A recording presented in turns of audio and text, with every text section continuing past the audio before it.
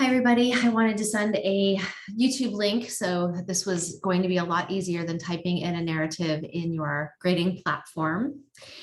This looks really good. I just have some comments that I would like for you to work on for your next submission. I like the beginning of what I'm looking at. It's very attractive. Your names don't need to be so big, and it can actually be at the bottom. It doesn't have to be at the top, but if you want to leave it, that's totally fine. I'm not going to mark you down on that. The graphics that you're using in here are great, but they're really, really big. And so I would suggest instead of having just one large graphic and sectioning down in the page, maybe having a section off to the left and a section to the right. So if you're looking at other infographics, it's not just one section after another. There's a lot of open space here that can be used, but not overwhelmed. Your text is good. It's got great information. You've referenced appropriately. But for an infographic, you want to limit your sentence or paragraphs and keep it to more succinct statements. So I'm going to ask you to take a look at much of this infographic and work on that so that you can, bring down the wording and make some of these graphics a little bit smaller and hopefully get it down to maybe 2 or just 3 pages. And maybe we are 3 pages, so maybe just to 2 pages.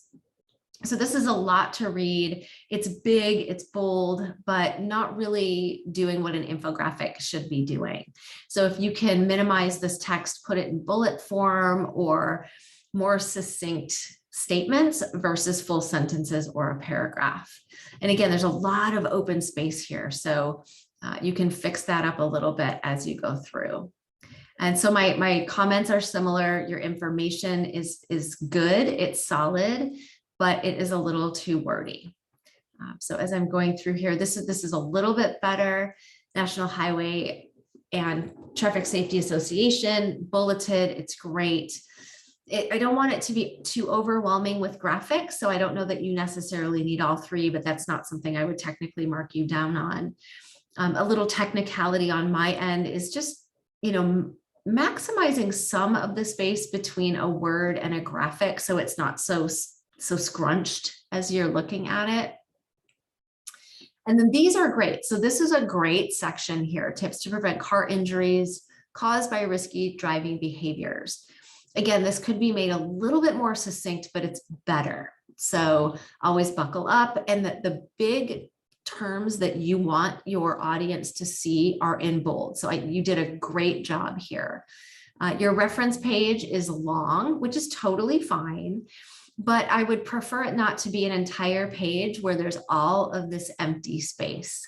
So you have the ability to, revamp this a little bit and make it a little bit more interesting by not having such sequential order. When you look at other infographics, and if you just Google infographic, you'll see what I mean by that. So you've done a good job by touching on all of the highlighted topics, but you don't need to use my terminology from the assignment description. So if you wanted to modify this, instead of using prevalence and make it a little bit more interesting, you can, but you don't need to because it is appropriate. You don't have to say who's most affected. Again, that comes from the assignment. You can modify as you need to. And I'm just scrolling through here to make sure I didn't miss anything. So one thing that I don't see too much on here that is likely to cause a lot of accidents, you do talk about distracted driving, but what kind of distracted driving? So of course, drunk driving, drug impaired driving, speeding, not using seatbelts, which by the way, this period does not need to be there. That was taken from somewhere and it was not eliminated. So please do that. Talk about the commonalities of using your cell phone in the car and accidents. What are some of those statistics? Because I think that's what we're seeing for the most part. And I think your audience would be interested in that, especially your unintended audience by us as college students and your instructor, but the audience that you are intending to present to. So that should be a little bit more of a focus on this infographic. How is distracted driving, such as cell phone use and potentially other things in the car? What are some statistics there and how can that be prevented? So if you can add that information, I think that would be great. I'm going to give you until Friday at 11:59 p.m. So please submit by that time and day. If you have any questions, let me know. Otherwise, great job. Have fun editing and let me know if you need to get in touch. Thanks, everybody. Take care.